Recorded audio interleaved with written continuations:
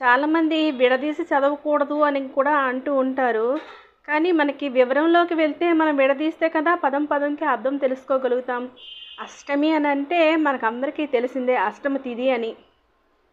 ఏదంటే 8 అని సంఖ్య అని. కానీ అష్టమి చంద్ర విభ్రాజ, అష్టమి నాడు చంద్రుడికి ఒక విశిష్టత ఉంది. అది ఎందుకని? అష్టమి అంటేనే ఒక విశిష్టత ఉంది. అది ఎందుకని మీలో ఎవరైనా చెప్పగలరా? అష్టమి అని అంటే అమ్మవారి పుట్టినరోజు, అలాగే కృష్ణుని యొక్క పుట్టినరోజు కూడా అష్టమి రోజు.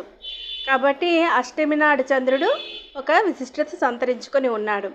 తర్వాత అష్టమి తిథిలో చంద్రుడు కూడా నెలవంక రూపంలో ఉంటాడు. తర్వాత మీరు శుద్ధ అష్టమికి బహుళ అష్టమికి ఒకే విధంగా చంద్రబింబం మనకు అగుపడుతూ ఉంది. అందుకని అష్టమి నాటికి అంత విశిష్టత ఉంది.